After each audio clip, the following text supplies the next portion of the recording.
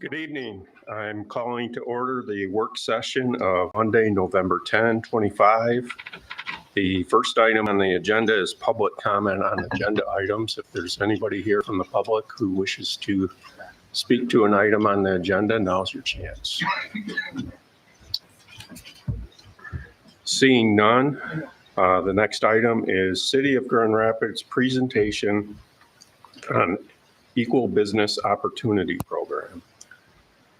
So we have a representative from the city of Grand Rapids. This was this was forwarded to me from Councilmember Postler about their program that gives local businesses preference when bidding on projects. And so this will be a presentation on what that program is all about and if it is something that we want to take a look into or not.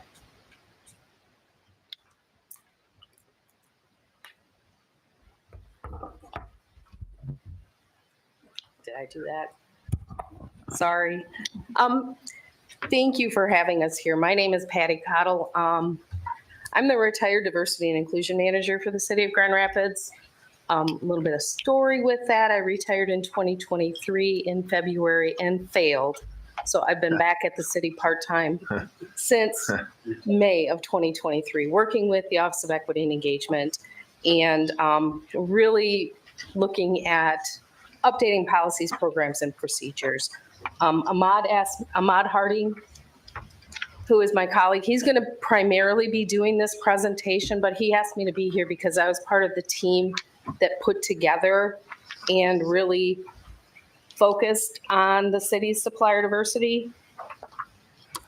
So the city created our Equal Business Opportunity Program a long time ago, actually back in 1976, which before I was even at the city, to really look at how the city does business with our construction contractors and our goods and services contractors.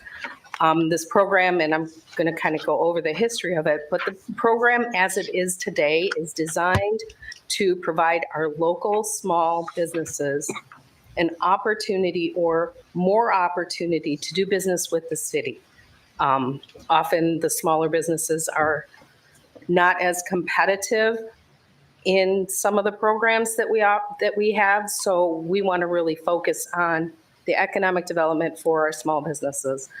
Our program focuses not only on the city of Grand Rapids, but Kent County as a whole. So there are a number of contractors from Wyoming that are part of our program that I'm going to talk about.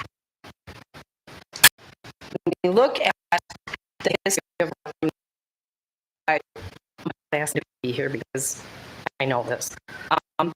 The city program started as a set-aside program in 1976.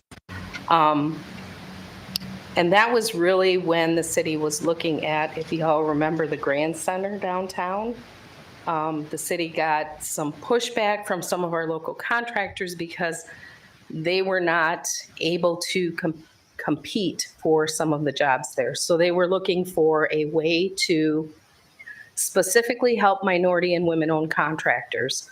That program from 76 stayed in effect until 1986 when the Croson decision came out on contracting that disallowed set-aside programs unless there was a specific reason to have those set-aside programs. So the city stopped and did a disparity study and found in 1986 there was a reason to have a set-aside program. Moving forward to 2001, the city was very conscious of working with our prime and subcontractors. So we created what is called the Monday Group. Monday Group was created because it meets on Monday. No other reason than that, but meets on Monday. And that is an opportunity for our primes and subs to get together and really start to know each other, because people contract or businesses contract with people they know. So the city was very conscious of making sure that we gave our contractors that opportunity to know each other. In 2004, the city conducted their second disparity study, and that disparity study showed showed that there was no longer the need, the legal need to have a set-aside program. So what the city did from there was look at, okay, how can we continue to provide economic opportunity for our small businesses? And that's what, for about 2 or 3 years, we sat together and sat with our prime contractors and our subcontractors and came up with what is called our Equal Business Opportunity Program. This program is a race and gender neutral program that looks at things like economics, location, and other factors to determine who's eligible to participate in our micro-local business program. In present day, so we've been operating that program since 2007-ish. Been through a number of iterations in that program that Ahmad's going to kind of talk you through what our program does. But currently we're looking at, or we recently, within the last month, presented updates to that program to our city commission that makes the program broader and changes some of the definitions. What we've always been conscious of as we're looking at this program is using approved data from the SBA and other federal and state sources to design our program. With that, I'm going to let Ahmad take the reins and kind of talk you through what our program does. Ahmad. Thank you, Patty, and good evening, everyone. Thank you for allowing us to talk to you more about our Equal Business Opportunity Program. I want to continue where Patty left off. Oh, went the wrong way. So the best way, in my opinion, to really visualize the Equal Business Program is as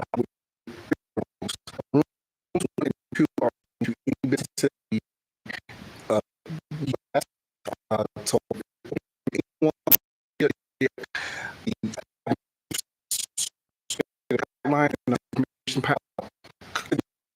really local businesses here in town. So while I go through the presentation, just remember this house analogy to really get the full scope of the program. So in room one, that is under our city commission policy 600-12. What that is, that states that for any engineering project coming through the city of Grand Rapids engineering department, as long as it doesn't have any federal funding, it more than likely will be going through the Equal Business Opportunity Policy. And for any company that wants a leg up in getting a contract with the city of Grand Rapids, they can use these guidelines in efforts to get the best rate, best chance to win that bid.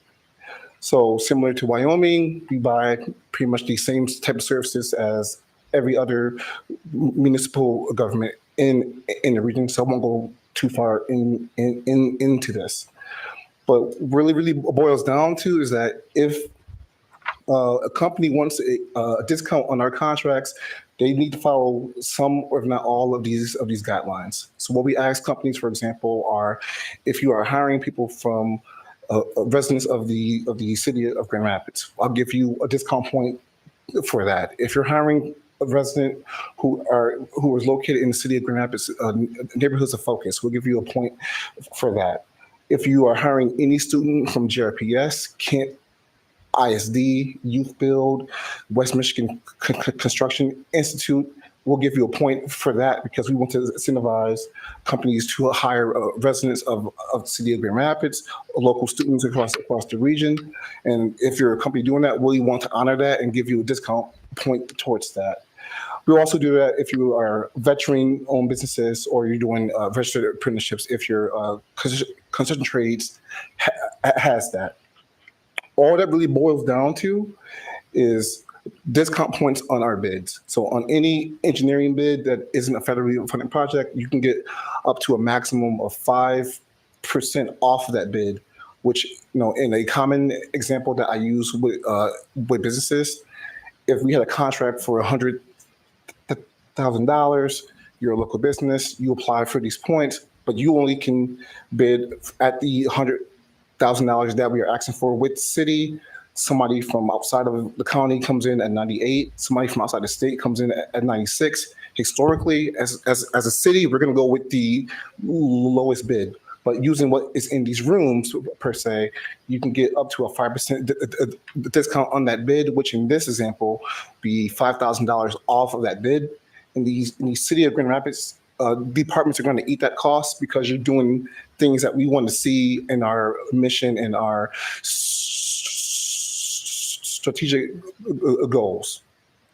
So the main part, what I'm saying today, like this is the biggest part of why companies choose to be a part of the program. But going back, you can see that there are some of these now, as of October 21st of last month, that we are allowing to go to a 10% discount. These are related to our micro local business enterprises.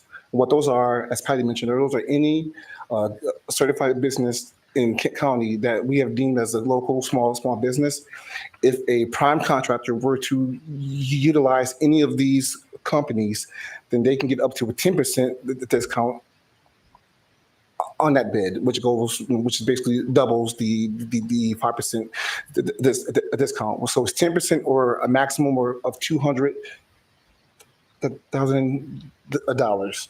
So you can do that if you use an MLBE as a contractor, if you do a joint venture with any of these businesses, if you are a mentor to any of these businesses, or if you use a special type of MLBE, which we are calling the growth market subcontractor, which are MLBEs who are pre-qualified with the city's engineering department for less than $250,000. It is the exact same process, very similar through our goods and services programs at the city, handled through our purchasing department. The only difference is that they still max out at the 5%. We are exploring ways to see how we can double that in the future. The only core difference between the 612 and 615, which is the purchasing, is that the MLBEs themselves get an automatic 5% discount on our contracts. Unlike on the construction side, that benefit mainly goes to the prime contractors who are incentivized to use MLBE companies as subs. So MLBE's certification, as Patty mentioned, is race and gender neutral. This is the light overview of how to become an MLBE. I sent you guys, passed out the more direct version of that. But essentially, you need to be a business based in Kent County. You generally have to be around for at least 1 year. You need to be 35% to what the SBA determines to be a small business in your field. You need to be a vendor with the city of Grand Rapids. And this is new. Your personal net worth needs to be $242,000 back when the program first began in 2007, which keeps up with inflation. So about now, it will be $390,000, which does not include your house or your business. So I passed out the current list of 114, but the list is also can be found online using this QR code if you would like to explore more. As you can see, out of the 114 businesses, well, this is actually 113. I just added a new one last week. But you can see that almost half of the companies on the MLBE list are located outside of the city of Grand Rapids, with 14 coming from the city of Wyoming, and totaling up to around 45 outside of the city of Grand Rapids. Some of the other benefits to the MLBE companies, as we can see, that are not all located in the city, is a new bonding program to help any MLBE, whether you're in the city or not, get technical assistance towards your accounting and legal back office. We found that many of the construction firms who want to work on our projects or any of the private projects across the city, the amphitheater, the soccer stadium, often have a hard time getting a CPA, affording one. So what we've done in the Office of Equity and Engagement is basically found 3 MOBE CPA firms, really trying to grow the amount of small accounting firms across the region to help these other small contractors. And what they're doing, they're charging these MOBE companies $150 an hour for their services, and the city of Grand Rapids is covering $100 of that $150. And it's the same thing for legal help. So far, we've gotten 4 companies. One, which is from the city of Wyoming, a part of that program. We're still looking to find 4 more companies to join that program as we continue into 2026. So there's a clear delineation. In my role, I oversee all public contracts. So anything that's publicly bid through the city more than likely goes through the Equal Business Opportunity Program. On the private side of the program, in partnership with the City of Grand Rapids Economic Development Department, we have what we call our inclusion plan.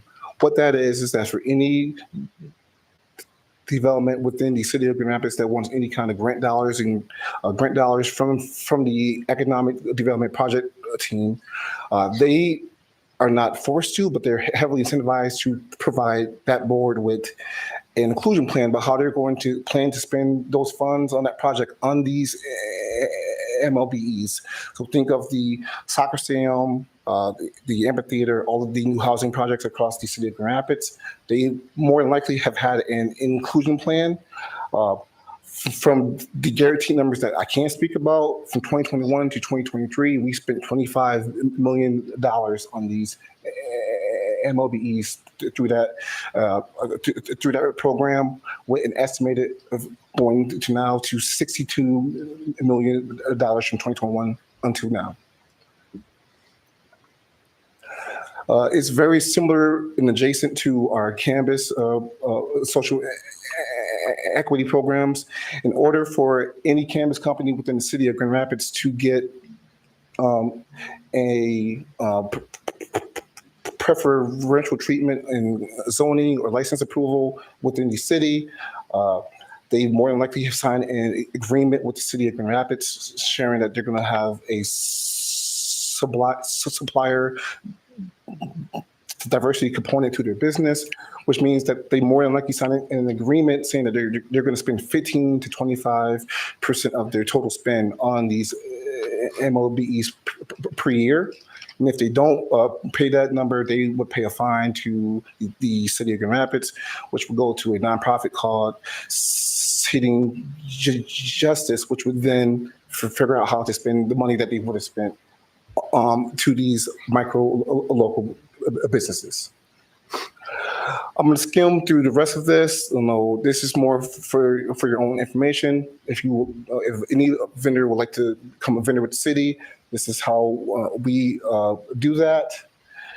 If any company would like to be pre-qualified with the city's engineering department, this is how they can go out and do that. It's really important to work on any of our projects over $10,000.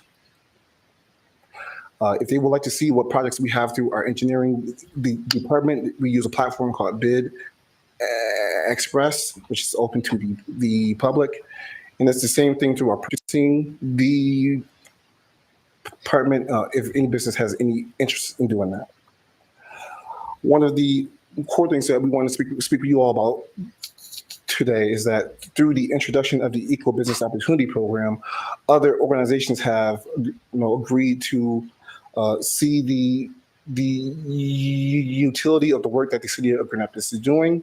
Two of the organizations that have done that so far are GRCC and GRPS, which basically have said that if you are any business on that MLBE list, they will give you a 5% discount on on any of their projects and any of their programs that are appropriate, for those businesses. Some that are coming on board as in over 2026, I believe, would be DGRI as well, and we are having other conversations with other organizations to see how we can better use this program to support our local small businesses across the county.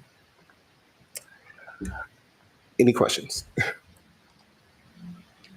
Any questions? So when you, sorry, my microphone's off. There we go. Thanks, Ahmad. So when you were explaining this to me a couple months ago, and forgive me if I get any of these details wrong, you had kind of laid it out as like there would be several different options for how Wyoming could choose to potentially participate. Can you kind of go back to that a little bit? Sure. So I want to be clear, the Office of Equity and Engagement is not trying to dictate how anybody chooses to partner with us. Our team has just been exploring with other organizations how they could. It's really up to the organization. The idea is, to have other organizations and municipalities copy what GRCC and GRPS have already done by acknowledging that this program is a small business program across the county. And one of the core features of it is that, if we span more organizations who are recognizing the MLBE certification, it would attract more companies to that list, ultimately growing the amount of contractors and suppliers for the public sector, but also the private sector as well. So, when I spoke with Commissioner Posler, the idea was like, this is what we are doing. We're not in the business of dictating what other municipalities are doing, but we were open to having a conversation. Like, if you do see a partnership through this program, as it is a Kent County wide program, our office team would be happy to have a conversation with leadership to do so. So basically, I just want to make sure that I'm understanding and I guess reiterate. So the easiest way to sort of partner the same way that GRPS and GRCC did is essentially just saying, since you guys already vetted all these companies on this list, made sure that they are, veteran owned or, all these other little qualifications there, that we wouldn't have to do any work because you guys already did it. We could just say, hey, if you're on this list, we will assess your bid at a 5% discount. And then that would be about it, correct? Yes, Okay. if you choose to do that, I think some organizations are open to doing a 2% discount. Some might want to do more, but yes, that would be more the idea if you choose to go in that route. I do recognize some of the Wyoming names on this list, but I'm not aware if we're doing any business with them or if they are on our standard bid lists that we send out, depending on the type of service they provide. Can you tell me that answer, or would that be something we have to research internally to see if we're currently doing any business with any of these businesses? Are you asking me if the city of Wyoming is doing business I with am. these businesses? I wouldn't know You if wouldn't you guys are doing a business with them, but I know with several of the Wyoming businesses with the city of Grand Rapids, we are doing the business with So them. we would want to talk to our purchasing department to see if these Wyoming businesses are on our bid lists. Yes. We have, I can add one other thing that could be a benefit of the partnership is that whole Monday group availability to have the city of Wyoming at Monday group to discuss what projects are coming up, what you're doing. It gives you an opportunity to expand your bid list base, for lack of a better term. And we're currently not part of that? Not that I'm aware of. Are there any other municipalities that are? Kent County sometimes comes, Kentwood? but not Yeah. Okay. in other local municipalities. Yeah. But you're extending the invitation to us. Yes. Can you speak to our bid process? Yeah, I mean, we bid out on a bunch of different things. Depending on what it is, sometimes we may waive the bidding requirement. Other times we go out for bids and we put a bid package together for a goods or services. And then we select, the lowest qualified bid. Based on that, we currently don't give a discount to a local contractor. And when Marissa brought this up, it was in the context, I think, and correct me if I'm wrong, when we were looking at purchasing a fire engine, hey, it'd be great to get something from HME because they're local. So it was in the context of this. Local here might be defined, as I understand it, as a Kent County business, not necessarily strictly Wyoming. But would there be interest among the council to look at a local discount program, if you will? And as I understood it from speaking with Marissa, and what she just said is, one example is if a business is on this list that's been vetted by the city of Grand Rapids, it's a Kent County business, it meets certain criteria. Is that something that the city would be interested in terms of providing, a discount, if you will, to a local bidder? I think, is that fair enough? Can I, just to make sure I'm fully processing this? So in the example, Ahmed, that you gave, so if the bid was $100,000, for example, and if somebody that was in the qualified grouping, they bid $100,000. Somebody that was competing that was not in it, they bid $97,000. There'd be a credit, again, using the example, say it's a 5% credit. The credit would be the bid as of 95, so that would beat the 97. However, the city would actually pay 100,000.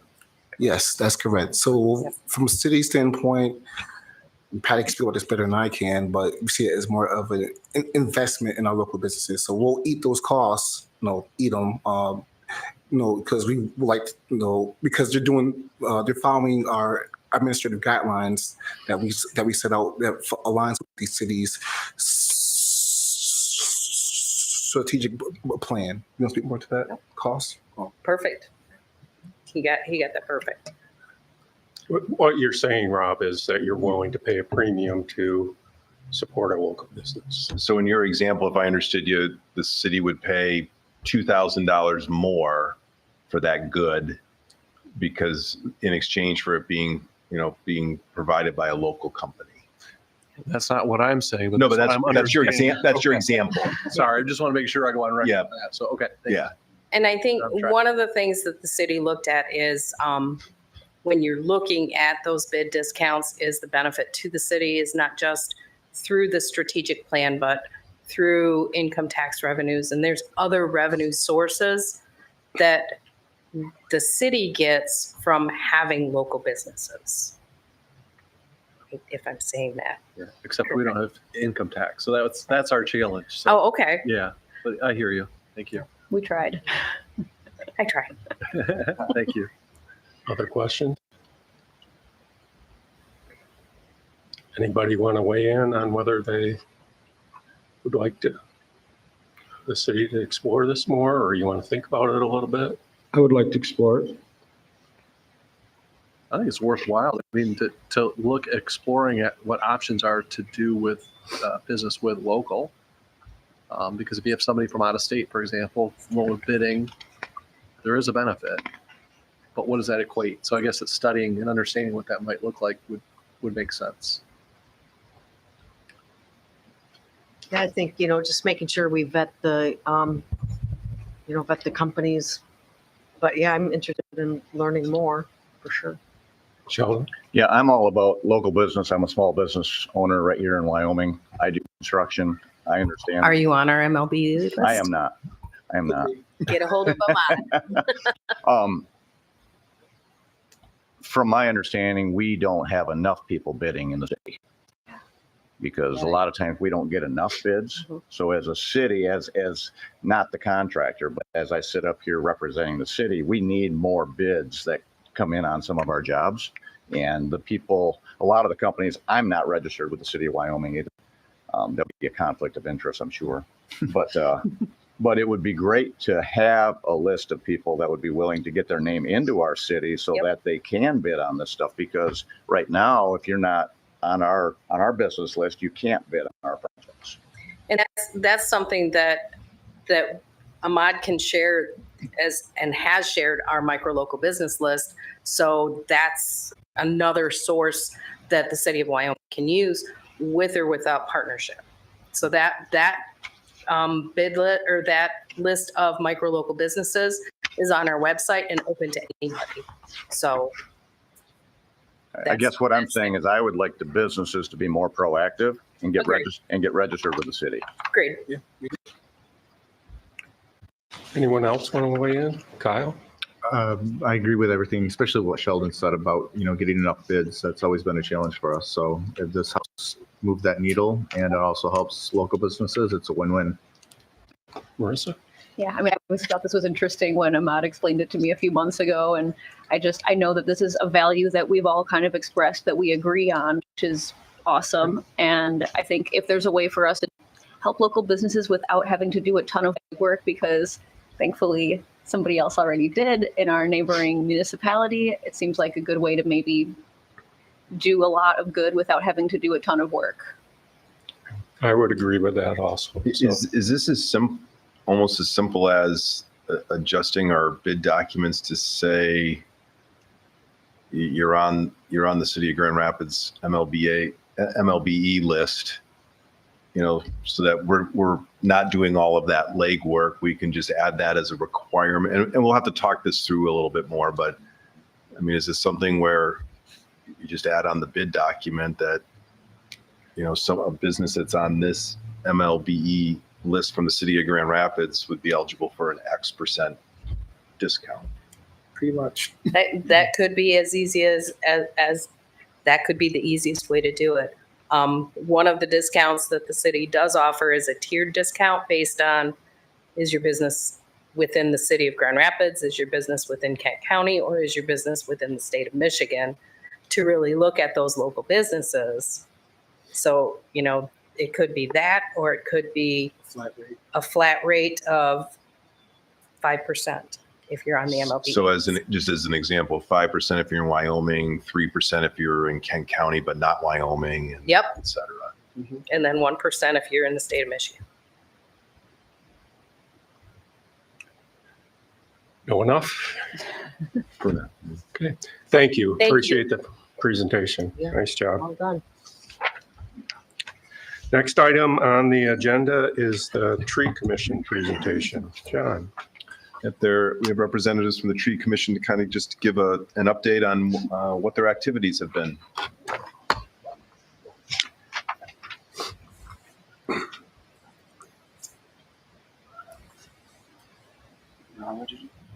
Hello, everybody. Thank you for having us. I've been here before, but tonight I'm going to give it away to two of our newer members, Matt Jamilo and Matt Ferris.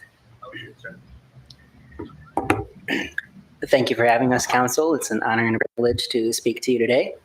An anonymous Greek proverb says, "A society grows great when old men plant trees whose shade they know they shall never sit." I interpret the spirit of that quote kind of to be, don't do what's easy, what's right. And even if you don't see the fruits of your labors today, if one does what is right, the fruits of their labors will show at some point. In 2016, we became a Tree City USA. That means that since 2016, we have planted over 239 trees thus far across many efforts. Arbor Day events are our Super Bowls. I got my start at an Arbor Day event. I have the privilege of working with a company who puts a lot of effort into giving back to the community. So my company every year we get a whole group together and we do a planting with Friends of Grand Rapids Parks. Friends of Grand Rapids Parks are absolute superstars. They do hundreds, if not thousands of trees a year. 900 this year. 900 trees this year were planted by the Friends of Grand Rapids Parks. So overall, we're looking to humbly copy their policies, procedures, and efforts, and to bring that here to Wyoming.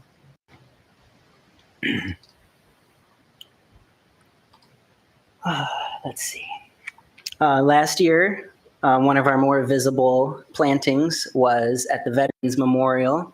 And the Veterans Memorial is at Porter and Lee Street, right out there.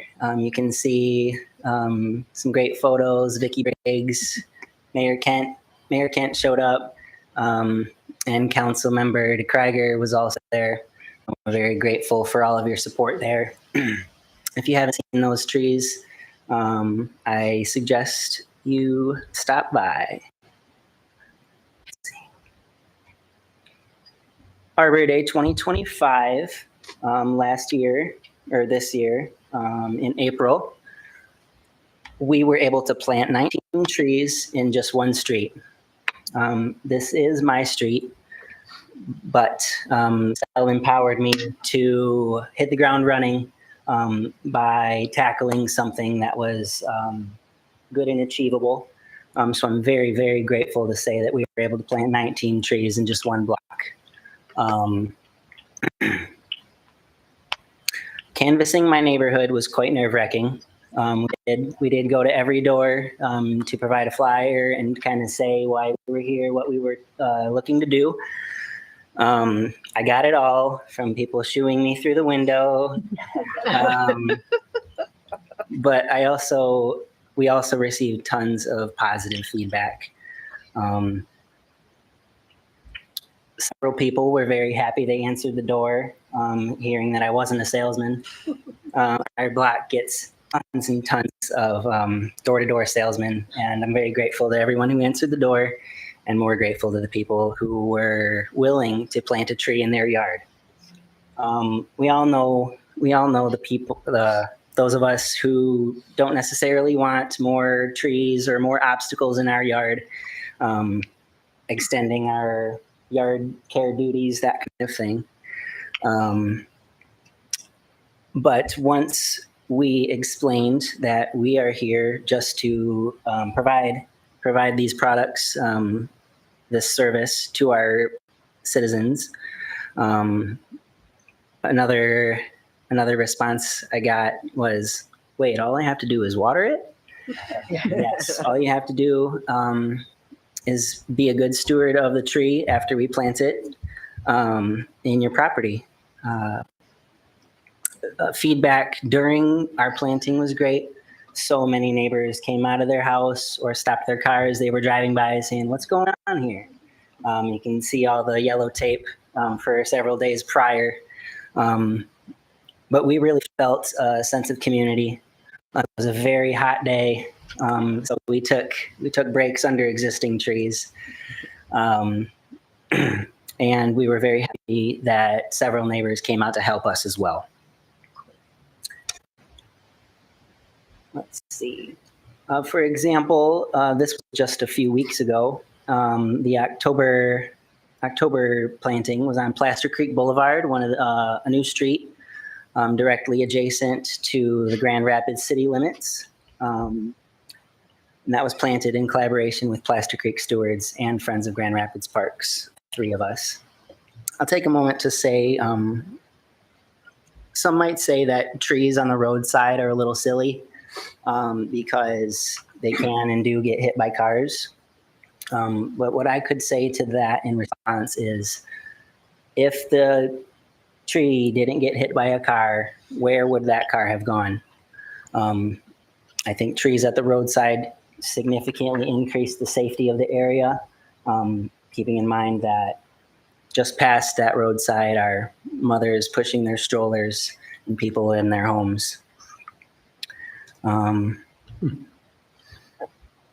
Let's see.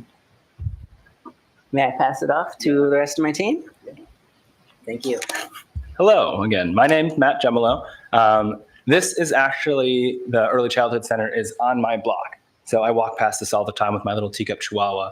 And it's just great to see the impact of planting trees in our community. I joke with my wife all the time of I want to live in a cute place. And not everyone in Wyoming has the time to invest to make Wyoming cute. But we all want to have that space.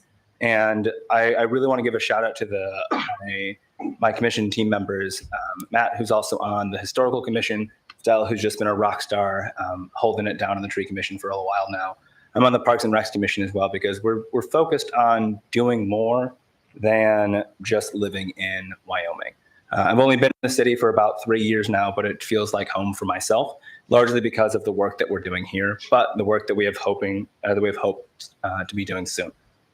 And so we've kind of talked a little bit about some of the projects that we've been working on, some of the plantings we've been doing. One of the bigger and more exciting ones that we have been a part of is we helped collaborate with ELGRO, our GVMC and ELGRO, for $226,000 grant, which helped with a tree canopy survey to better assess what are the trends that we're seeing in the city of Wyoming. Where is it growing? Where is it declining? Part of that leads into our request around ordinances. But then part of it is to plant trees. So of the Sharon Street planting that we did, all 20 of those trees were paid for by this grant. We still have the money left to plant about 80 additional trees. We're excited to, we're excited to partner with potentially the work that's going to be happening at Kent Park, at Lamar Park, some of the bigger, more visited and trafficked areas of Wyoming, to help just, again, beautify and make our neighborhood, our town a little bit better in that aspect. Okay. Part of the tree commission as well is not just planting trees, but it is to help to protect the trees that are here. Yes, we can plant trees today, but as Matt said, we're not going to see those trees reach maturity for 2, maybe 3 decades. All right. It's hard to stand under the shade of a tree that's only 3 years old. And as our city is going to continue growing, we've been loving what we're seeing on 28th Street. But as more development happens, oftentimes trees are seen as in the way and a nuisance. Part of our big request that we have is really encouraging new ordinances, protecting our existing and our mature trees, whether that be and I know there's been conversation happening greater than just this moment, but you can build, you can grow and see development in a town while still preserving what's made it wonderful, what's made it beautiful, what's helped many habitats for the local ecosystem. All right. And so we're excited. We're happy to be partners and to help in that. We understand, again, that's a greater process than just a few volunteers, but we want to extend that offering of our willingness to participate in that process with each and every one of you. Okay. All right. Again, just kind of continuing a little bit more, just seeing just the impact of, and I'll ask each of you, which of these photos is where you'd like to live? All right. Somewhere that the heat index is going to be higher due to the lack of coverage, where kids have nowhere to hang their piñata. I'm joking on that, but really it's the aspect of trees are where we live and they're where our homes are. And they add to our sense of belonging. Not to mention there are benefits, whether that be helping to filter out carbon emissions, whether that is, again, helping keep the temperature down on streets, slowing cars down as cars have to be a little bit more aware of, I can't see around these trees as well. I'm going to slow down and make sure I'm looking out for kids a little bit more. Maybe those kids are standing waiting for their bus stop as well, helping to elevate property values, impacting everyone, even if they weren't part of the planting. There's so much benefit that comes with having trees and, again, protecting the trees we already have. We don't do this on our own. There's more than just the 5 or 6 of us. We have a good amount of volunteers that have helped us quite a bit, totaling about $24,000 in just volunteer hours alone on the plantings. That doesn't include any of our board meetings, if we're doing grant writing, the social media work that we're doing. I already mentioned the ELGRO grant that we helped collaborate on. Big shout out to Stell on that one for putting in a lot of hard work and attending a lot of extra meetings for that. Again, that's helping to continue the work that we do because we are all volunteers. I wish one of us was a rich benefactor to give us money to plant more trees, but we're doing the best that we can, and we just appreciate the partnership that we have here. And again, we have received some money in donations as well, but again, all of you feel free to add to that if you'd like. really, I want to talk about our goals for this coming year. I already mentioned that Arbor Day is really what we're focusing on, whether that's helping to plant more trees, Lamar Park, Marquette Park, whether that's just street trees in our neighborhoods. If any of you are looking for a tree as well in the city of Wyoming and want one, let us know. But we don't want to do it just ourselves. As a member of the Parks and Rec Commission as well, I know there's a lot of big plans happening there. How can we help? How can we be involved in that in any which way? Whether that is to help with the planting to make sure they're spaced out well, that they're not going to die prematurely, that we're planting a good variety of species, whatever that looks like, we're happy to be of assistance in that end. But also, can we help further the city's goals without having to require extra dollars because we already have some of that funding in place? Talk about wanting to support an addition new tree ordinance. I know that's something that Stell's talked about. It's been in the works for a little while, but whether that is for, again, protecting trees that are existing, whether that is just if a business is going, our building is going up, maybe they have to plant 5 additional trees based on square footage of the new development. There's a lot of variety that can go into that. And, we've talked about doing a citywide tree inventory of a wide variety of different types of trees. I've never planted a tree before joining the Tree Commission, and I'm not the strongest with my tree knowledge, but we've got a lot of great team members that bring that expertise. And again, with some partnerships like the Friends of Grand Rapids Parks. But speaking of that expertise, we really want to encourage and endorse the idea of adding a city arborist for the city of Wyoming. We have a ton of trees in the city. There's a lot of work that we're trying to do that, frankly, we just can't bring that expertise constantly, and ensuring training for whether that's the Parks and Recs or the maintenance staff, Public Works, that we're trimming trees appropriately. We're not mowing over them, killing the trees that we planted 2 years ago. A city arborist would really help to elevate that work and protect the investment for the long haul. We've been in the news a few times. Again, some of you have been at some of our plantings, and so we appreciate that. I know we're planning to be at the Santa Parade. Those of you who are excited to march in the cold, we will be there as well. But really, we want to be part of this community as best we can.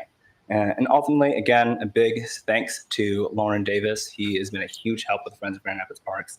A lot of the work that we've done, we could not have done without him.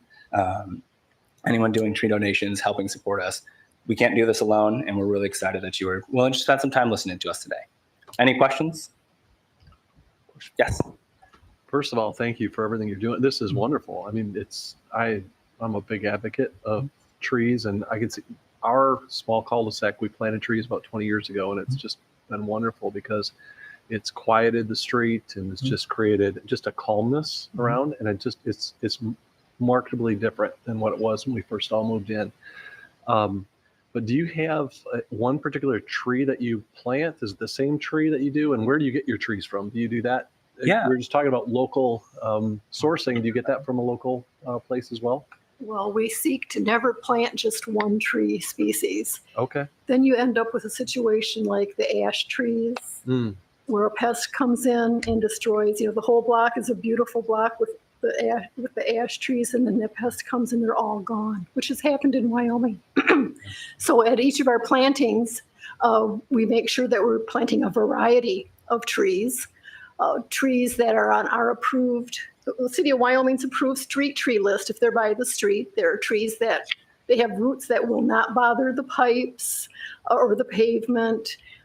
If they're under a utility wire, they aren't going to grow too tall. On the other side of the street, we'll plant the tall ones. So no, it's not just one tree. And we've been getting, in the past, we've gotten a lot from Winding Creek Nursery. But the past few plantings that we've collaborated with Friends of Grand Rapids Parks, we've used their supplier, who's down near Jackson, and that is Trees at the Field. So. Thank you. Mayor? Not a question, but I just want to say I love the Tree Amigos. I was glad I was able to be here when it started. I was glad that I was here when we first became a Tree City USA, and I just love what you guys do.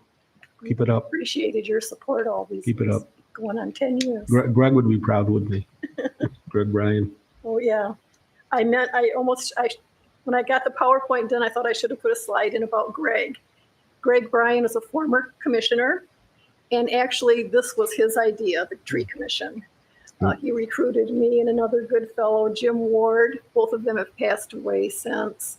and they really got things going. Marissa?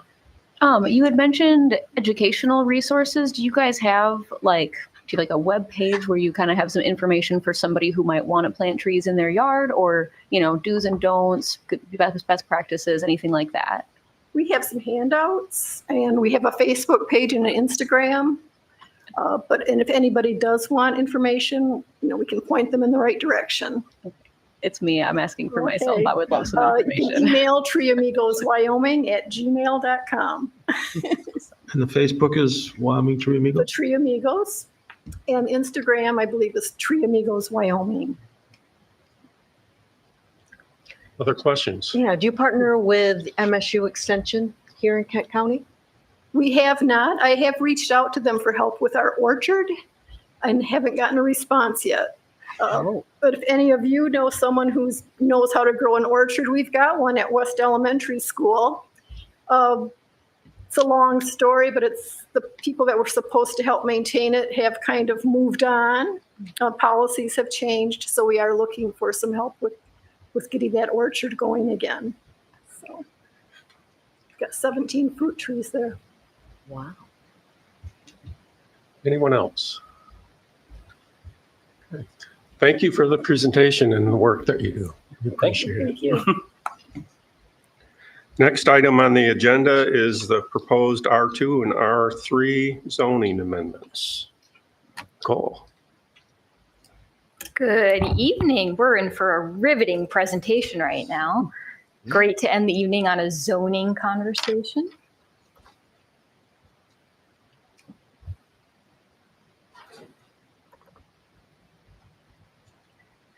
Okay, so last work session, I came here and we talked about making some amendments to the R2 and R3 zone districts to recognize the historical characteristic in Wyoming. We said that that was a two-part series, and I'm back here tonight with part 2. So quickly, let's just walk through and remind everyone where we were at. So we talked about the importance of sticking to the master plan, using that as guidance. The master plan itself provides guidance on enhancing existing neighborhoods, accommodating home expansion, and encouraging alternative housing types. We know that 63% of our R2 and our R3 residential districts are non-conforming and do not meet minimum lot sizes. And so we looked through and stepped through a presentation of our historical context and how we move the needle from non-conformity to conformity. Ultimately, what staff discussed with you at the last meeting was creating a combination zone district of R2 and R3, which would create a minimum lot size of 4,000, minimum lot width of 40, front setbacks 15, rear 25, side combined 14 with the smallest one being 5, and then a max lot coverage of 40. And ultimately, this approach would respect the history of Wyoming's neighborhoods, maintain the character of Wyoming's existing neighborhoods, enable reinvestment in historic homes. It increases that conformity of over 9,000 parcels in our R2 and R3 districts, and largely reduces housing costs, so indirectly reduces housing costs in Wyoming. If we were to implement that combined district with the R2 and the R3, what we would come in at is 99.6% of the parcels would be conforming. So we'd go back to that historic building pattern, get all of our parcels back into alignment with how they were initially platted prior to us becoming a city. So at the end of that meeting, the question was raised, well, yes, but R2 and R3 do have some differences. And they absolutely do. So we're going to walk through those today because it does impact more than just the combination of the districts and the lot sizes. So adjusting lot size and lot width will impact other related code sections. This does provide an opportunity to accommodate other aspects of the existing building pattern, and it allows the city to move closer, to align more closely with its master plan goals. So today we're going to look at 3 specific areas. We're going to talk about house size requirements, we're going to talk about detached garages, and we're going to end on duplexes. So house size requirements. So in the city of Wyoming, when you look at our zoning code in R2 and R3 districts, we talk about there has to be a minimum ground floor building area per dwelling unit size. So when we talk about ground floor building area, GFBA, what we're talking about is the amount of building that must be on the ground floor of a house. When we're talking about a dwelling unit size, that's the total amount of square footage that must be provided in all habitable areas of the house. So this could be different depending on if you're a single-story home or a multi-story home. So when we're talking about ground floor building area, the example on the left is a single-story home. You can see that that's 700 square feet. In this example, the ground floor building area and the dwelling unit size are the same. They're both 700 square feet. But if you look at the example on the right, where we now have a two-story home, our ground floor building area remains 700 square feet. But because we've added a second story of 700 square feet, our dwelling unit size is 1,400 square feet. Is that clear? Do I have any questions about that? Okay. So why is that a challenge? Well, because in our code, we have this very complicated situation going on where we say minimum ground floor building area for a one-story has to be 1,040 square feet. The minimum dwelling unit size is, if the home was constructed before 1988, only has to be 864. Or if it was constructed before 1991 and it's east of US 131, it can be 960 square feet.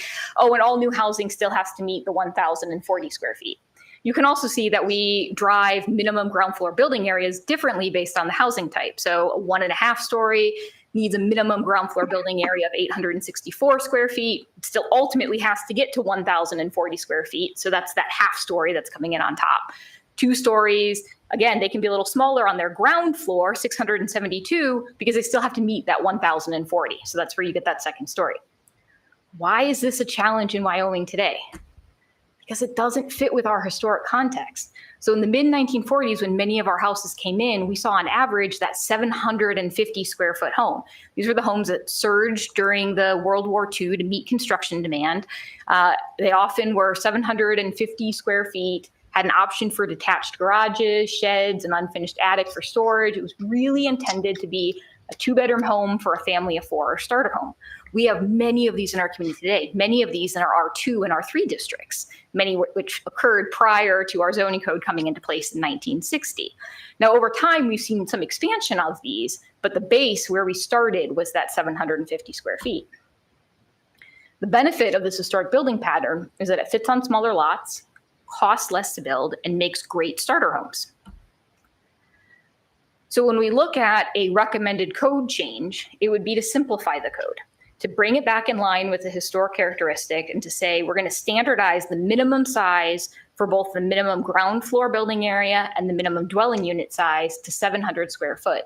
What that allows is for a single story home to be built at 700 square feet, which is what we see today in many of our historic neighborhoods. Now, if someone wants to build a 2-story home or a bi-level or something else at a larger size, they're still permitted to do that, but they only have to meet that 700 square foot minimum when they start. So what does this look like in practice? So here's our example lot. This is our 40 by 100 square foot lot in Wyoming, 4,000 square feet. Typical for what we see, especially north of Burton, heading up to Chicago Drive area. Required setback, these are the proposed setbacks that we've talked about in this new combined district. Front 15, side 14.5, and then our rear of 25. This is our buildable area. So your buildable area is the area that falls inside of all of your setback limits. So that's where we're allowed to put a structure. So we could build a 25 by 28, 700 square foot primary building within those setbacks. And there's still room for a 360 square foot garage. We planted some street trees because we do understand the value of trees in our neighborhoods. And this lot looks very typical to what you see throughout most of our community. One thing you may have noticed on that lot is that it had a detached garage. So now we're going to talk a little bit about detached garages. In Wyoming, for all single-family districts, the ordinance requires that garages be attached. Without an adjustment, this regulation would require that garages be on the face of the home on historic lots. And so by removing this requirement for the new combined district, we would allow for that more historic building pattern. I hope you're sensing a theme here. What we're trying to do is get back to where we started so that the houses that are being built today look in character with what's already existing in the neighborhoods. So the recommendation would be to permit detached garages in the combined R2 and R3 districts. This does not remove the requirement for a garage. It simply just allows them to be detached. And I want to reiterate that this would only be a change made for the R2, R3 district. The other residential districts would continue to be required to have attached garages, because that is very traditionally the building footprint that you see in those neighborhoods.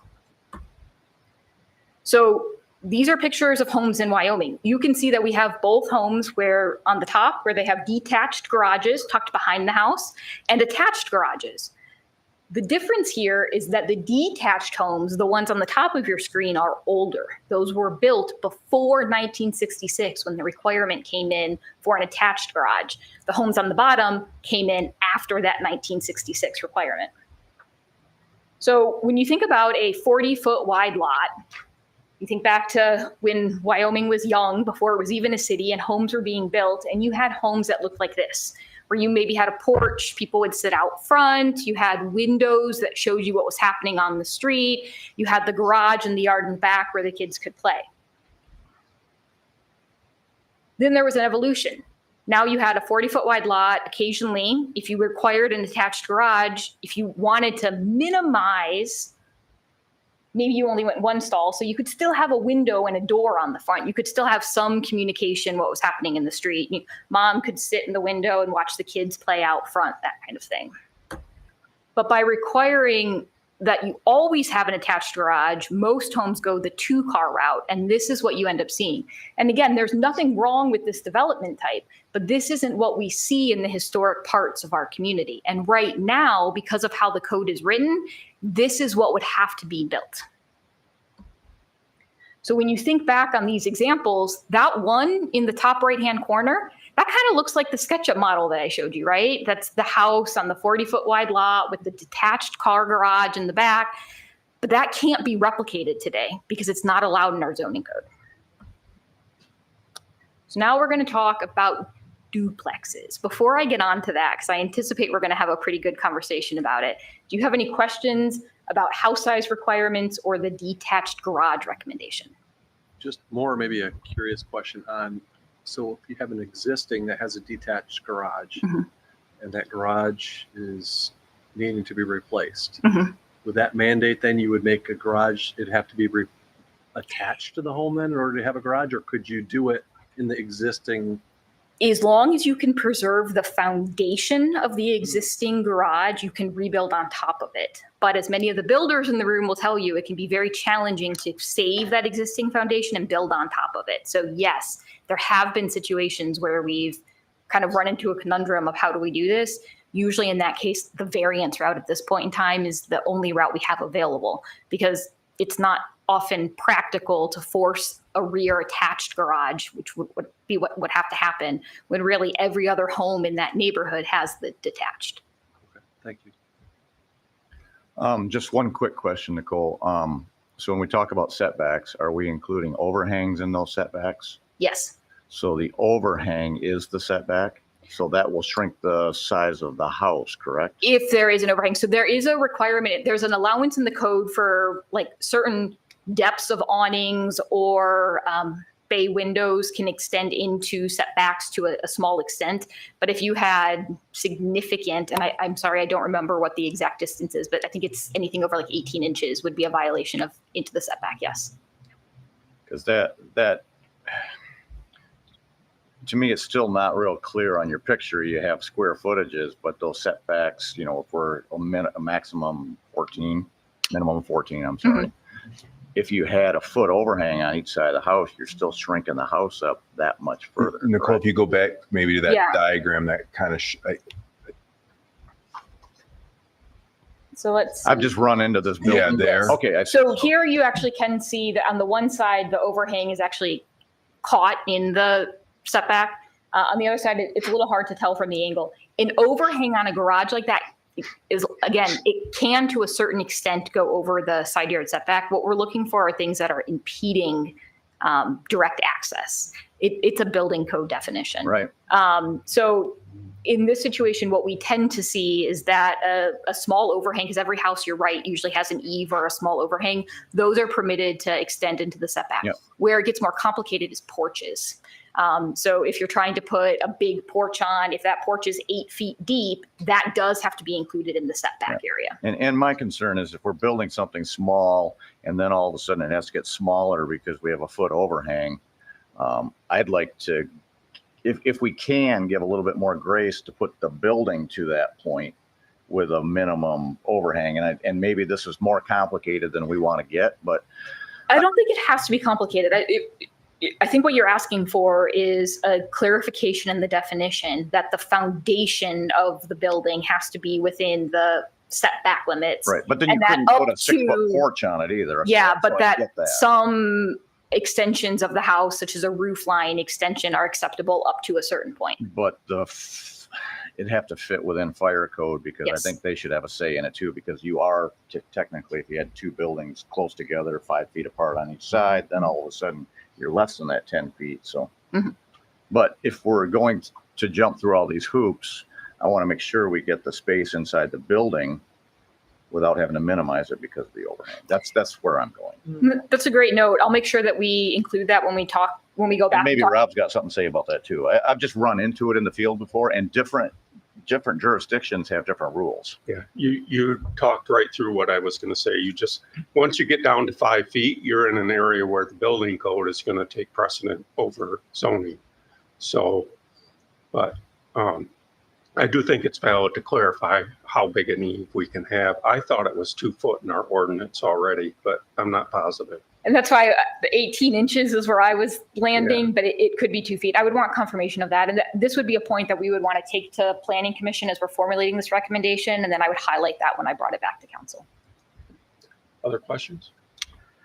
No, just a comment. So you're referring to our historic and the number of 750 square foot homes and this. That would all be probably pre-1980s, because after that, there were hundreds, if not thousands, of those 1040 homes built south of 44th Street. Yeah. So really, when you look at That's our, the predominant look if you go south of yes, I don't think the 1040 ranch. I have a map in a little bedrooms. bit that's going to show where the R2 and R3 districts Wonderful. are. And we can land on that and talk about that for a little bit, because R2 and R3 really is north of that. And so Right. the home style that we're talking about really did come in. If you think back to that plat map that we talked about, much of that did occur prior to 1960. The zoning code for the 1040 occurred in 1966. So a lot of that did happen prior to the requirement for a larger home. And I just want to make a comment too. I like having like something over the door when you're trying to haul in groceries and the snow's not going to fall on your head and the ice isn't going to fall on your head and cause injuries and whatnot. I love the idea of having like a porch and all that stuff, just because it's nice to have. Well, it can have a roof over the side door and that doesn't affect the roof line. You can have some. It sounds like it is gonna though. So these aren't the best angles, but you can see some overhang. Oftentimes, if you walk through our historic neighborhoods, it's not uncommon to see exactly what you're describing, where maybe over top of the driveway, usually where there's a side door entry, you'll see a little bit of an extended overhang. My neighbors hang a bag in it to keep the birds from nesting in it, during parts of the year, but it's also really good for standing under when it's raining or snowing, different things like that. Yeah. But is that going to decrease the size of the? No, not in that scenario, because usually where you see those types of things is off of a side door, and those doors are always usually situated next to the driveway. So that would already be within that designated setback area. Okay. Okay, I'm going to hop right into duplexes because it looks like I'm seeing some nodding. So reduce the minimum lot width and size along with the required setbacks was the first thing that we talked about. Combining the R2, 3, and R3 zoning districts was the second thing that we talked about. And then we talked about these other dimensional changes. When we look at the difference between R2 and R3, there's really only one use category change, and that is the allowance for duplexes. So duplexes are the only major difference in land uses between R2 and R3. In R3, it's a principal permitted use, which means it's permitted by right. You can build a duplex in the R3 districts without needing any type of additional planning commission approval. They are not permitted in the R2 district. The master plan does identify R2 and R3 zoned areas as traditional residential, and it identifies the need for single family attached housing. So a lot of what we've talked about in this presentation is honoring historic context and trying to figure out how we reduce our existing nonconformities and bring our building pattern back into where it is today. So Mr. Mayor, this is the map that I was talking about. So as you can see, our R2 and R3 districts are primarily north of 44th. That dark blue is our R2 district, and then that orange is our R3. You'll recall from part 1 of our presentation that we have a much smaller number of R3 parcels than we do R2 parcels throughout the community. Our master plan says that the focus should be on infill development and reinvestment to increase housing choice within existing neighborhoods, and that this redevelopment strategy should be sensitive surrounding residential areas reflecting local scale and character. So what we've talked a lot at Planning Commission and with this council about is wanting to continue to grow our existing neighborhoods in the same footprints and ways that they've existed in the past. So that's why we talked about detached garages, allowing those, et cetera. So when we talk about R2 and R3 and duplexes, I think this map is really telling. So we have 385 duplexes already in Wyoming. 272 of them are in R2 zone districts. Remember, when I was talking about where they're allowed, I said they're permitted by right in R3, they're not allowed in R2. And yet 70% of the duplexes, about 70%, 71% of the duplexes that we have in Wyoming are currently existing in R2 parcels. Just gonna let that resonate for a minute. So now we're gonna play a fun little game. I'm gonna ask you to look at this graphic and we're gonna basically have a quiz. I wanna see who in here is an expert and can spot duplexes. Score yourselves. Feel free to report how smart you are after this exercise is over. But I have asked Aaron and Jody to be our public guinea pigs for this project. So in this very first graphic, Aaron and Jody, which one, if any, of these two parcels is a duplex? Are these photos of in Wyoming? All of these photos are of Wyoming homes. Well, the one on the right is a duplex. You can see the house numbers. Two doors is usually a giveaway. Yeah, 2 mailboxes. I'm going to go with both. You're going to say both. You are correct. Oh, wow. Both are duplexes in this example. Oh, there is 2 mailboxes. Yeah, so the one on, what was that? I got that right. Perfect. Did not. I did too. So the one on the left, you'll see, I shouldn't give you away the secrets, but the one on the left, you'll see the 2 mailboxes, a singular door, but 2 mailboxes. And the one on the right, you see the 2 mailboxes on each. Amp it a little bit. What about this? What do you think, Cody? Any idea? Duplex. You think B is a duplex? Okay. I'm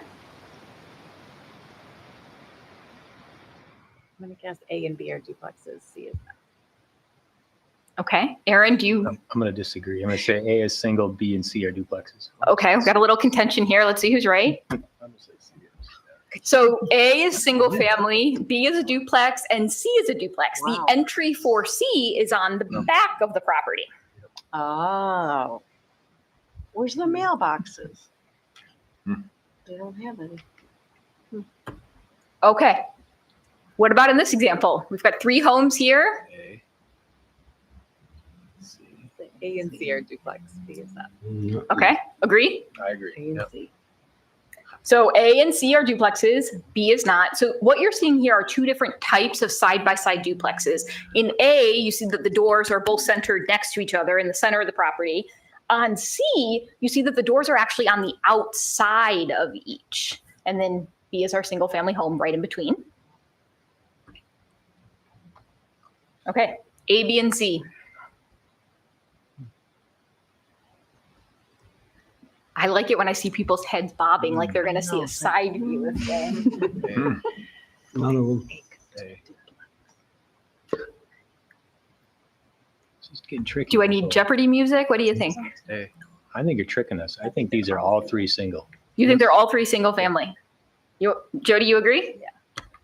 You're right. They're all 3 single family. Oh, good one. So the intent here That was was really to good. kind of make you think about, start to look for what are the distinctions between a single family and a duplex. Okay, I think this is my last one. What about this one? Now that you've become experts, what do you think on this? I think we need to get inspections out on B. Too many bushes, too many bushes. What are you hiding behind? I know, right? We're gonna go with they're all duplexes. I think they're all single family again. You think they're all single family?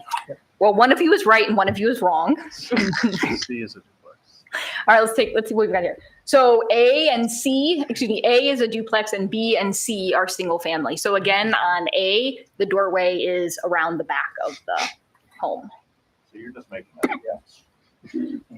Educated guesses, yes, based on all of the information we've provided you up until this. We're gonna see the door on A behind the house. Exactly. All right, maybe I used a little sleight of hand on this one. But the point of this exercise is it gets you to start thinking that in our community, in Wyoming, we routinely on our streets see duplexes next to single family homes. And when you aren't spending the time scrutinizing what is a duplex and what is a single family home, you probably drive down this street and assume that they're all single family homes in many of these situations. Oh, I have one more. Awesome. C and B are duplex. A is. Okay. Jody says A is single, B and C are duplex. Aaron, do you agree or disagree? I think they're all duplexes. You think they're all duplexes? They're all duplexes. Wow. You are the. So this is a cul-de-sac in Wyoming where you see 3 duplexes all on the end. So one thing that whenever we start a process like this and we're talking about wanting to look at the historical characteristics and what the zoning code says and where we want to be, we always want to go back and look at what does this look like in practice. And so this home should look familiar. This is the SketchUp model that we showed with the 40-foot wide, 4,000 square foot lot, excuse me. You'll see the 700 square foot home, the garage in the back. What we wanted to understand was what would work on an undeveloped lot if we were to provide some type of distinction for duplexes. So what we wanted to explore was if the combined R2 and R3 says 4,000 square feet, for duplexes, do we need to be a little bit more restrictive? Even though we saw plenty of examples where they're side to side with each other, is that actually accurate? And can you, with today's building practices, actually deliver that? Because we want to make sure that the zoning code that we craft, contractors and builders can actually go out and utilize. So we walked through an example looking at a series of SketchUp models on different sized parcels. So here's our 4,000 model that we started with. We put a standard duplex. This could either be a stacked duplex, which is where you have a unit on top and a unit on bottom, or this could be a side by side where you have 2 doors. You can actually see 2 doors off of the front porch here. What you can also see is that this doesn't really fit on this 4,000 square foot lot. It's bumping up right against the setbacks. If we talk about needing that 700 square foot unit size, it doesn't meet that. So it would actually have to be a little bit bigger. So even though we know that there are some duplexes on 4,000 square foot lots, you can see that this is tight. So then we looked at and said, well, what if we bumped it up to 6,000 square foot? And of course, we rooted a lot of this in data. We looked at what our mean and our medians were, and I'll get into all of that in a little bit. But we looked at our 6,000 square foot and we said, yeah, that feels much more in character. You can now fit the home safely within the setback requirements. And more importantly, you have room for a 2-stall garage as opposed to a single stall garage. So you have a little bit more space for an accessory structure. Then we looked at what does it look like if you really go and say, no, you need a lot more space. You need 12,000 square feet. And so we looked at this and he said, that doesn't feel like it's in character with what we see today. Now, I want to caution that a lot of these examples we're assuming that it's 100 feet wide. I'm going to show you some examples we found in Wyoming where it might actually be a 12,000 square foot lot, but it's 60 or 50 foot wide and just more deep. So this is a level of thinking that we went through to eventually get to the recommendation that I'm going to bring forward tonight. So this is kind of just an aerial, another shot of looking at what this looks like. And what I'm going to show you now is why this has been a challenging conversation for us to have in our office. This is that example that we looked at earlier. I've now added what the square footage on each lot is. So you can see that these lots on this particular block are actually slightly larger. They're not wider, they're simply deeper. So when we run the analysis to figure out what our average lot size is for duplexes, it shows in most of the R2 district that it's 5,400 square feet. But if we look at some of the newer construction post 1966, it shows it's on larger lots. And I'm going to get into that in a minute, but this is one of those examples. Here you can see that these duplexes, again, 8,000 and 10,000, but it doesn't look like that 12,000 square foot example that we talked about, again, because it's not 100 feet wide at the street frontage. These are deeper lots. And then one of the last examples that we looked at with the duplex, this is just over 4,000 square feet. So you can see that it does work. We do have it in Wyoming, but it is a particular footprint that you only see in certain neighborhoods. So for those who recall back the fun we had talking about platting in our first presentation, you'll see this is the map that we talked about where we showed how the city came to be platted over time. So that pink is the pre-1900s, orange 1900 to 1920, yellow 1920 to 1940, green 1940 to 1960, and then obviously we incorporated. So when we layer duplexes on top of that, you can see a large concentration of them in that 1900 to 1920 area. So those are the homes that are on that 4, 5, 6,000, pretty much averaging 5,400 square feet. When you look at the homes built later, especially the ones built in the green, that's where you maybe start to see some larger lots. So of the existing 385 duplexes, 135 were constructed before the adoption of the 1960 zoning code. Again, mostly isolated up in that northern portion of our community. And these duplexes existed before that current lot size was 12,000 square feet. And as I had mentioned, most of them, they come in at an average about 5,400 square feet if we just look in that area. In the 1960s, we amended or adopted a zoning code and then amended again in 1966 to include dwelling unit to determine a minimum lot size. That was really why you see some of those on larger lots, because what we did in 1966 is we said for every 4,000 square feet, you can have one dwelling unit. So if you want a duplex, which is 2 dwelling units, you have to have a minimum of 8,000 square feet lot. So that's really how those lots got larger over time. Even if they were platted slightly smaller, they got combined as duplexes came in. And as they got larger, it was mostly deeper as opposed to wider? Correct. In some cases, because we have this odd scenario in Wyoming where we created paper streets on the back sides of some of our neighborhoods thinking that they might eventually develop. But what ended up happening is the lots just merged together. So we have extra deep lots that aren't any wider. It's a strange situation. We can talk about that another time. 56% of duplex lots are over 8,400 square feet, and another 23% are over 12,000. So you can see that big distinction between what went in pre-1960 and post-1960. So where does this leave us? Staff talked a lot about, well, do we make an amendment that says you have to have a larger minimum square footage in order to permit a duplex, say 6,000 square feet, because that's kind of the sweet spot when we look at what our existing stock is, or don't we? And we could do that. Lot size minimums can be used as a tool to regulate duplexes, but we do already have constraints built into the code, or we would. So setbacks, we think back to that first 4,000 square foot example we looked at. It didn't fit, so it wouldn't be allowed to go there. Lot coverage maximums, the dwelling unit size minimum. So again, duplexes, if you've got a duplex, you have to have that 1,400 square feet, ground floor building area minimum. So where we ended was we believe that we should permit duplexes in R2 and R3. And we do think that it makes sense to do a requirement for a larger lot, 6,000 square feet. We think that combined with those built-in buffers, the setbacks, the lot coverage maximums, the dwelling unit size, would ensure that the character of the neighborhoods that we have today wouldn't change. In reality, it's challenging, as you saw from that practice, to fit a duplex on a 4,000 square foot lot. But by making the minimum 6,000 square feet, all of the homes that are above that, or really below that, above that, would now be conforming. So we would still have some that aren't conforming, that are just historical because they exist on lots, but we would greatly reduce that nonconformity in our community. So this is an area where we would be, I know council was interested in providing feedback specifically on duplexes.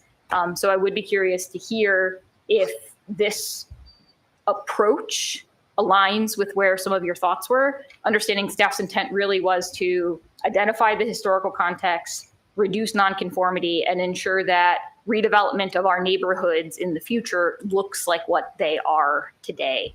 And so ultimately, this would be the package that we would go back to Planning Commission and have more robust conversation with.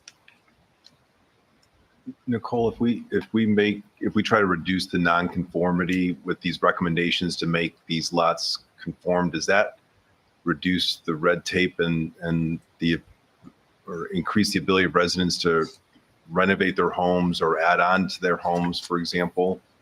Does it help in that respect? It does. The other thing that it would allow is for someone to potentially convert an existing single family home into a duplex. We've had people ask to do that right now, normally so they can live in one side of it and rent out the other side because it's good income and then they're right on premise. So putting in some allowances for that, recognizing where we sit, what that sweet spot is, would allow and encourage more investment in our existing housing stock as well. So we don't have very many vacant lots. So really what we're looking at is finding ways to encourage residents to make reinvestments, really allow them to make those reinvestments in the first place. Rob? Just a comment and just a thank you to you for the way you've taken this problem and you've broken it down into, I think, real tangible pieces, and the way you've looked at this and what, from a historical standpoint and the nonconformity, where we stand currently, as well as a plan to how to navigate through it. I really like it. And as you were talking through it, I was thinking, does lot size even really matter as long as they meet the setback requirements? Because we keep coming back to the example that you said, the deep lots really just don't add any value. It just causes them to be conforming according to what the standards were before. But if you feel that 6,000 still is that threshold that still creates that consistency with character, I'm okay with it. I think everything else looks, to me, I think you covered it very well, and I think it's very thorough, and I'm fully supportive of it. I appreciate that. We have a lot of very dedicated planners who spend a lot of time looking at data and really trying to figure out what the community looks like and how we continue to reflect that. Yeah, I think you did a really good job. Thank you. Anyone else? I have a question. Like some of these duplexes that are really on a small property, when they go to sell that duplex, are we going to make them change it back to a single family? It would remain what's referred to as legal non-conforming, which means as long as it continues to operate in that capacity, then it can continue to do so. Okay, even though it's not fitting with our new requirement. Is that like it's grandfathered in? It's great. Yeah. As a planner, I really hate that term. It's legal non-conforming, but yes, grandfathered in. Okay. Okay. And we're making that situation better if we do this. So Okay. you'd have far fewer of them to worry about. You're not making it worse. So Cool. anyone else? I like it. Mayor, you like it? Proceed. Anyone else? I have a question. What do you think about parking in that situation? So a lot of those examples, you showed a one-lane driveway. Mhm.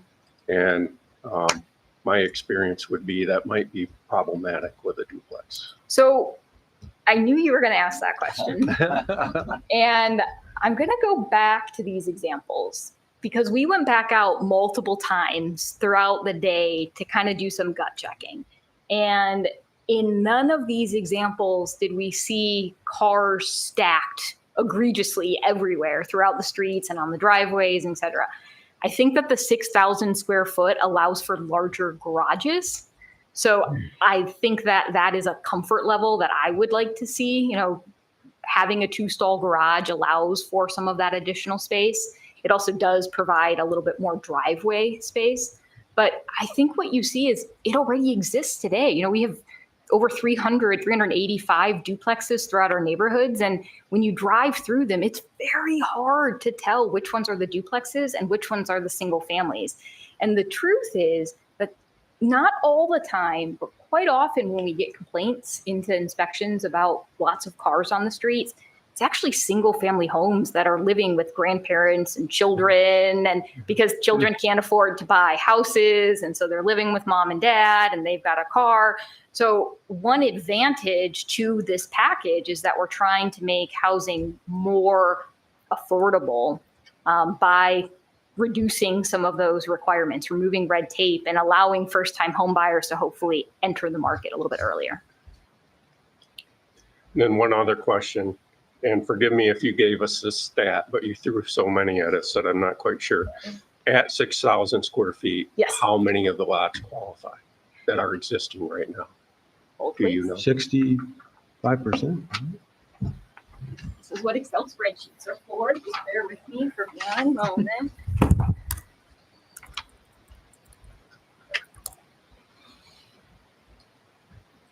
I mean, How many would qualify to become a duplex lot of the R2 and R3 So we have, percentage? I guess is probably the best way to look at it. so if we were to make that change, we'd be at about 70% would become conforming. It's a little under 70%. No, would become conforming Would be- for a duplex? Yes. Okay. So we're not able to get all the way there. And that's really because, Well, do you mean 70% of the existing duplex? I mean, how yes, many? 70% of the existing duplexes would become conforming. Yeah, how many of the lots would allow duplexes? Do you know that stat? I don't know that stat. I could look at that and let Of you know. overall? Of lots? overall. I'd like to see that stat. Okay. The conformity is really driven by this, is driven by this up here. Those are most of the lots in that particular neighborhood are averaging 5,400. So if we wanted to try to get to a number that would bring more into conformity, we would have to drop that 6,000 number. That's really the neighborhood that we see as the challenge. Yeah, I'm more concerned with what percentage of R2 and R3 would now become legal for a duplex. If you understand that. We can look at that, yes. Yeah. I wouldn't worry too much though, because it's not like every single homeowner is just like itching to cut their house in half and be a duplex. You know what I mean? Like most people's houses are not necessarily set up in a way that would be conducive to that. I'm sure that's true too, but I do worry about it, so. It also Any takes a other- lot of money to invest, and most of us don't have that either. Just thoughts. Just saying. Are Mayor? the accessory dwelling units that we've been talking about, if a single family home that's currently in one of these areas, an R2 parcel, if they added an accessory dwelling unit, does that change it into a duplex? It doesn't right now because we have an accessory dwelling unit allowance. And so they do have to, accessory dwelling units have to have separate entrances and everything. They're also limited by their size as the current regulation is. So accessory dwelling units currently are only allowed to have, I think we went with one bedroom. I'll have to go back and confirm on the code, but we restricted the size of an accessory structure because it's accessory. It's not supposed to be the predominant. Duplexes, you tend to see two units that are very similar in size. So they would both likely be at least that minimum 700 square feet. So no, an accessory dwelling unit isn't the same as a duplex. It's a much, much smaller footprint. So the lot size would not need to be 6,000. Correct. Oftentimes, if someone wants to put an accessory dwelling unit on, that might be simply a expansion off of the back for a single bedroom and a bathroom and a kitchen area or something. Other questions? So would that negate some of our ADUs? Because my concern is the same as Rob's. I don't want to turn every lot into a duplex lot. I understand what Marissa's saying, but as an investor, as a developer, I look at it and say, if I already own the property, to put something on the back of it, I can make it a duplex without having to buy another piece of property. And to me, in my investor brain, I think this is a great opportunity to put up duplexes, and I don't want to fill the city with duplexes. And we have some and it's okay. I own a couple of them. I love them, but I don't want to ruin the character of our neighborhoods and get the residents upset with growth that maybe they don't want. Well, and I think that's one thing, that's where it's important to look at the context sensitivity of this, because, when you talk about neighborhoods, again, I'm going to point up to that neighborhood on the north. You see the number of red, pick blue dots up there, 135 of those in that area. So you're absolutely right. What we want to see are homes that are reflective of the neighborhood that they're in. It would be much harder in some of these areas to add duplexes just simply because of setback requirements and some of those other things. I really think that when we were looking at the baseline data on this, well, I do think the 6,000 square foot adds an additional layer. Really, the setbacks, the ground floor building area requirements, the unit requirements, that already heavily restricts where even an investment partner may choose to put something. I just don't want to see all those blue dots start migrating towards the other parts of the city.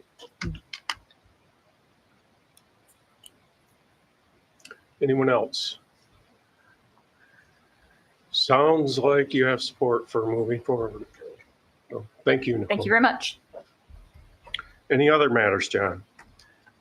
No, just, I think we were notified, I think by Aaron, was it Wood TV, that they're going to be maybe just doing a news story looking at the technical construction of the third transmission main. And I think they're coming out, is it this Thursday? So just, we may see a news story on that, but just more FYI on that. So. Acknowledgement of visitors. If you're here and would like to speak to council on any matter, now is your time. Please state your name and address. And you have 3 minutes. My name is Karen Francois. I live at 4005 Burlingame Avenue. I wanted to thank Aaron Biss and Jay Van Dyke for the help with my daughter's street tree that had a very large area of decay at the base of the trunk. And I talked to Aaron on Monday, emailed Jay that night. The next day they sent their arborist out, and by Wednesday they had it cut down and all cleaned up. I was very impressed when my daughter came home and called me. She said, that tree is gone already. So thank you so much for your help. Thank you. Don't tell Matt. Yeah. Yeah. Just a reminder for next Monday. Oh, yeah. Yeah, we have the, thank you. We have the training sponsored by the Michigan Municipal League. That is, I'm going off memory, so good. Monday, the 17th from 3 p.m. to 6 p.m. And then you'll have dinner for us here. And we'll have dinner, a brief dinner break, and then we'll go right into the council meeting. So, yep, thank you. Anyone else from the public want to speak?